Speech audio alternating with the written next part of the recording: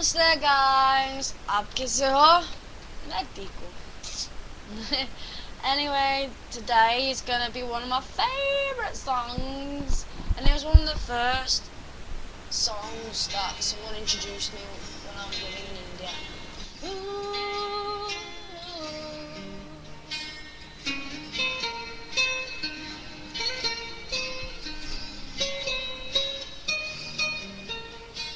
कैसे बताएं क्यों तुझको चाहे यारा बता ना पाए बतेंदे आँखें देखो जो बाकी आँखें तुझे समझ जाए तू जाने ना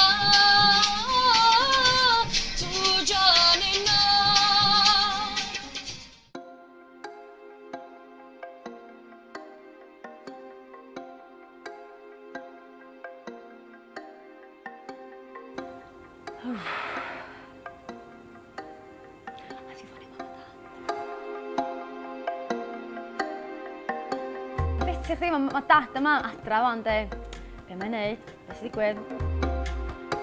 Be loads yn negeseuon gan dad. A dyn, nid yn neud e, mae mam yn poeni amdano chdi. Di mam di o fod di o. So, na gadael o pigo draen. A dyn na'i ffondio nhw. A wedyn, dwi'n weld sy'n mam yn mega siarad. A mam a dad i neud gymaint i fi. Fatha, os ni wedi gallu mynd i India heb yn nhw. Syniad mam o fo. So mae'n rili yn fatha, dwi'n beth yn admitio fe, he? Ond diolch i hi ydi o. Hi nath troi rhywun dos ta, paid o ddwyrion.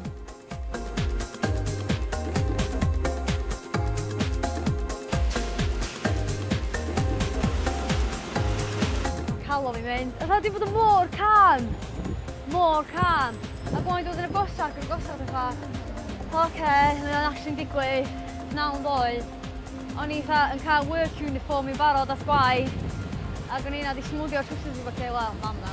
A dyn cael phone call yn dweud, o, ti di cynta, so ni'n gorau dropio gwaith, job i bob dim.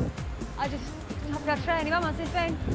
Os ydyn ni'n gweithio fo Yo Yo Honey Singh, dyna enw fi fynd yn massive yn India. Massive, di huge.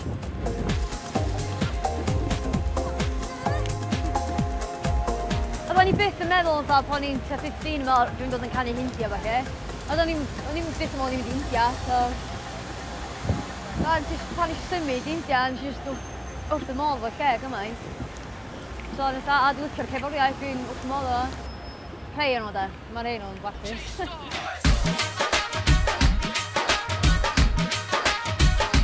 Hi, nice to meet you. Okay. Hi. Brilliant. Thank you. She's quite famous now, I just told you, right? Yeah. You're a big star already. Make yourself comfortable, right? Would you like to have something? No, I'm okay, thank you. Yeah, of course. You know, you don't get many people like yourself. Oh, thank you. That's really kind of you. It's true, that's true. Where are you from? I'm from North Wales. A really small town. Dwi'n hwyl i bodyguard o, a mil licio fe. O'n licio fe lot. Actually, Bob, if you could really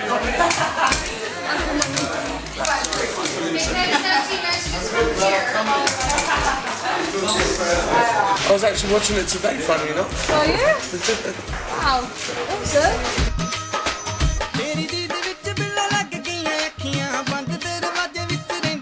Wel, pan eisiau fewn, nath Honey Singh abod mi syth fi, a nath o godi fyny, syth ato fi. So hynna nath wow. Ni gath ni chatbox ydyn, a mi o eisiau gyrru productions fo'i hun i fi, a gweld os dwi chi sgwennu canuon iddo fo, ac fi canu iddyn nhw. Gobsmack, nuts. A wedyn fod yn watchad fo'n neud y music video. A wedyn, nes i cyfarfod entourage o, rhai yno. Ond it's nuts, oedd pobl yn deud, ti yn mawr, a mae Honey Singh yn massive, so... Wel, pan dwi'n sbio ar pobl yn siarad amdano fo, a dwi'n siarad am fi, dwi'n nes i underestimate o baint. Mae pobl yn abod fi. Nuts, mae'n overwhelming, really.